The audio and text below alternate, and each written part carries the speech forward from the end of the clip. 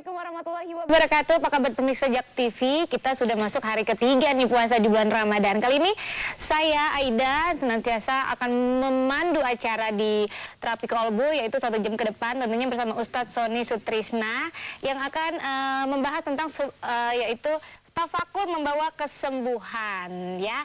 Dan silakan aja yang mau telepon, masih dibuka di line phone kami, bisa langsung ngobrol sama Ustadz Sony Sutrisna tentunya di sini. Bisa langsung telepon ke 0215155111 karena pengobatan alternatif Ustadz Sony Sutrisna ini adalah medianya air, doa, dan meditasi. Jadi tanpa jamu, tanpa lagi tusuk-tusuk atau pijit. Nah, bisa langsung aja telepon nih buru-buru di sini ya. Dan langsung aja kita sapa bersama di tengah-tengah kita sudah ada Ustadz Sony Sutrisna. Assalamualaikum Ustadz. Sehat, alhamdulillah Ustadz ya.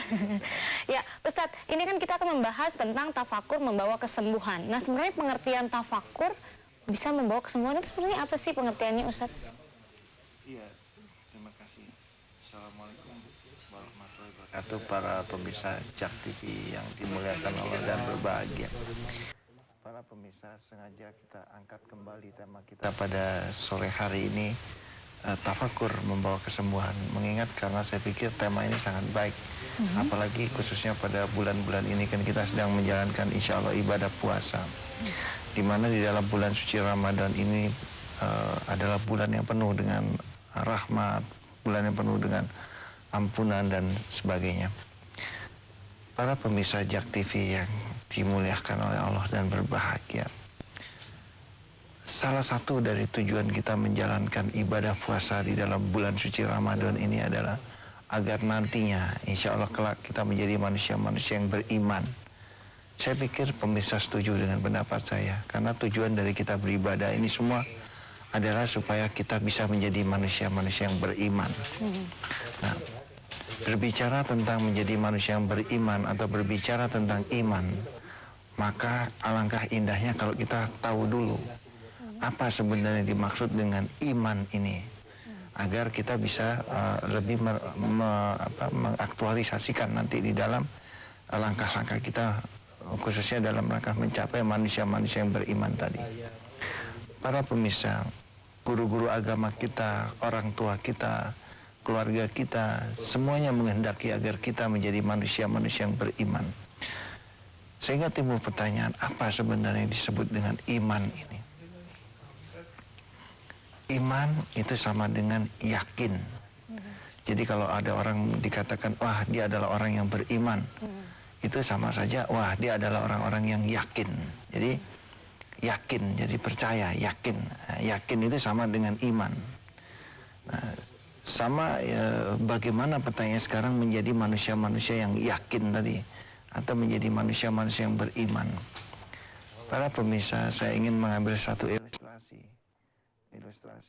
katakanlah kita dengan orang tua kita. Kenapa sih kok kita kalau dijanjikan oleh orang tua kita, kita yakin. Tapi pada saat kita dijanjikan sama orang tua tetangga sebelah, sangat sulit bagi kita untuk yakin. Kita lebih yakin kalau orang tua kita yang menjanjikan kita, dibanding kalau tetangga sebelah atau orang tua dari kawan kita yang menjanjikan sesuatu kepada kita. Nah, ini kenapa? Apa yang membuat kita sulit untuk yakin kepada tetangga sebelah? Jawabannya ternyata para pemirsa, kita gampang yakin kepada orang tua kita karena kita telah mengenal orang tua kita. Kita telah mengenal orang tua kita sehingga mudah bagi kita untuk yakin. Nah, demikian juga dengan Allah. Sangat sulit bagi kita untuk beriman atau yakin kepada Allah kalau kita belum mengenal Allah. Ilustrasi orang tua tadi saya pikir bagus untuk kita jadikan suatu bahan perenungan. Nah, dalam rangka supaya kita bisa yakin kepada Allah, maka kita perlu untuk mengenal Allah. Disinilah peranan tafakur. Jadi tafakur adalah suatu perenungan yang dimana kita menggunakan akal pikiran kita dan kita menggunakan hati nurani kita. Jadi akal pikiran beserta hati dikombinasikan, itulah yang akan kita bawa di dalam kegiatan tafakur kita dalam rangka kita mengenal Allah. Sehingga dengan pengenalan Allah tadi, maka meningkatlah keyakinan kita atau meningkatlah iman kita kepada Allah. Para pemirsa, Berbicara tentang tafakur tadi yang dimana kita harus menghadirkan akal kita, mungkin mudah. Namun pada saat kita harus menghadirkan hati nurani kita, nah di sini persoalannya. Karena tidak semua hati itu baik, ada juga hati yang kotor. Maka bagi hati yang kotor perlu dilakukan proses pembersihan. Dia kotor dari kotoran-kotoran hati, kotor dari iri, dengki, buruk sangka, sombong. Inilah yang mengakibatkan sebuah hati tertutup, sehingga sangat sulit hati tersebut dipakai untuk melakukan perenungan atau tafakur.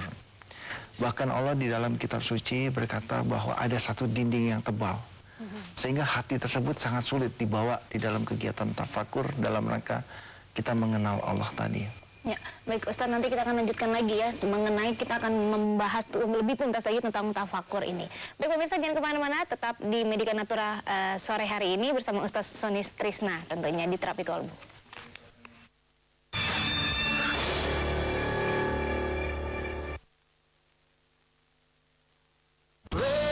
Residence Inn at Senopati, apartemen mewah yang diapit oleh dua jalan utama kota Jakarta, Jalan Sudirman dan Jalan Senopati Raya.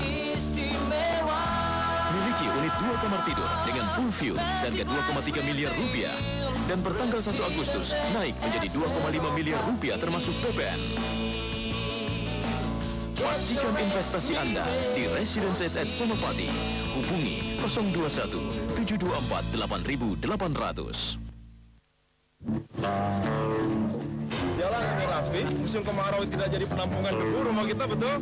Nah, kalau musim hujan nggak jadi penampungan lumpur gitu. Secepatnya aparat terkait memperbaiki. Intinya sih pembuangan sampah di dekat sekolah ini tutup. Kita juga nggak bisa berbuat apa-apa. Memperbaiki jauh lebih sulit daripada membuat yang baru. Berantas korupsi sampai ke akar-akarnya, kalau perlu ada hukuman mati para koruptor.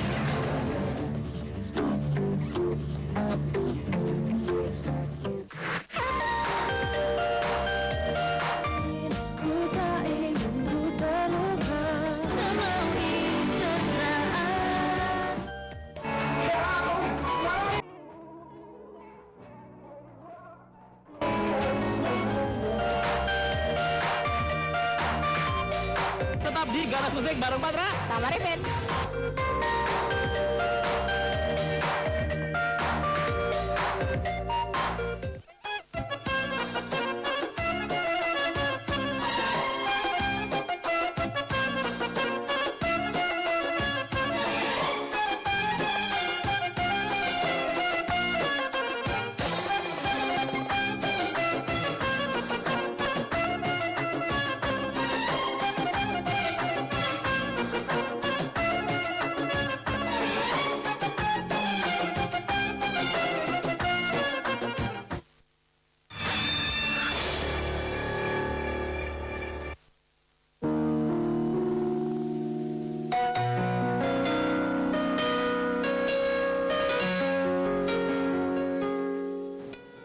Untuk penyakit saya sudah hampir 10 tahun ya, kurang lebih menderita vertigo. Itu sudah ketergantungan sekali dengan obat. Saya melihat salah satu tayangan di televisi Jak TV, itu ada pengobatan alternatif. Pada saat itu saya benar-benar tertarik ya, karena memang tidak menggunakan media apapun ya, apakah itu ramuan atau mungkin alat-alat yang dipakai gitu. Yang lebih tertarik lagi buat saya itu yang disarankan oleh Ustadz Sony itu hanya dengan doa. Pada saat pertama kali saya di terapi itu sudah saya rasakan sekali, karena apa? Di samping vertigo yang saya rasakan, saya sempat tidak bisa tidur selama kurang lebih 8 hari. Nah, pada saat itu, keluhan itu saya utarakan kepada Ustadz Sony. Alhamdulillah, di awal terapi yang pertama itu sudah saya dapatkan manfaatnya ya. Kemudian, saya bertemu untuk yang kedua kalinya langsung dengan Ustadz Sony. Saya diterapi, kalau nggak salah 5 kali terapi. Alhamdulillah, vertigo yang saya rasakan itu sampai saat ini ya sembuh ya. Saudara-saudara sekalian yang budiman, pada kesempatan yang berbahagia ini, saya ingin mengajak saudara-saudara sekalian bersama diri saya untuk lebih mengenal terapi kolbu. Apa sebenarnya terapi kolbu itu? Saudara-saudara sekalian, Tuhan telah menciptakan alam semesta beserta isi yang demikian dahsyat. Kadang-kadang kita susah untuk membaca kehebatan alam semesta hasil cipta Allah. Namun pada saat kita berusaha untuk masuk di dalam pendalaman kolbu, maka akan terbuka kehebatan dari rahasia penciptaan alam semesta itu sendiri. Saya akan lebih menghembuskan pembukaan kolbu lewat cara sholat.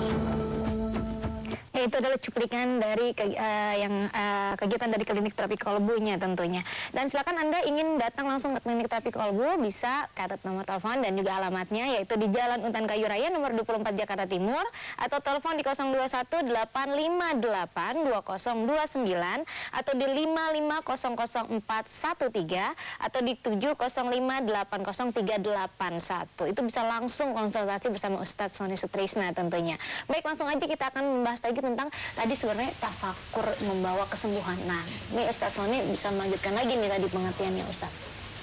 Iya, para pemirsa Jak TV yang dimuliakan oleh Allah dan berbahagia.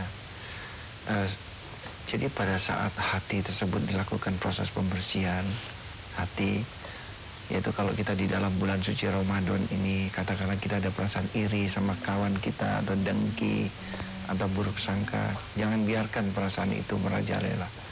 Harus kita lawan perasaan-perasaan seperti itu. Nah, insya Allah di dalam bulan suci Ramadan itu cara kita untuk melawan kotoran-kotoran hati akan jauh lebih mudah. Makanya dikatakan bulan yang penuh rahmat tadi. Nah, kalau di dalam bulan suci Ramadan tadi kita terus melakukan peramalan kotoran-kotoran hati tadi, maka insya Allah hati tersebut lama-kelamaan akan dapat kita gunakan untuk memahami tafakur tadi. Para pemirsa, ini sangat penting. Kita harus bersihkan hati kita agar hati kita bisa dijadikan hati yang dapat memahami. Kenapa saya katakan sangat penting? Karena di dalam kitab suci Allah mengancam. Ya, sekali lagi di dalam kitab suci Allah itu mengancam bagi hati-hati yang tidak digunakan untuk memahami. Kira-kira bunyinya demikian.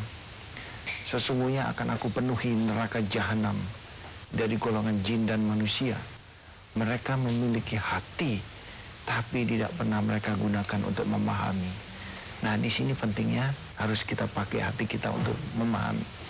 Nah, agar supaya hati tersebut dapat dipakai untuk memahami tadi, maka hati tersebut harus rajin dilakukan proses pembersihan hati dari kotoran-kotoran hati tadi.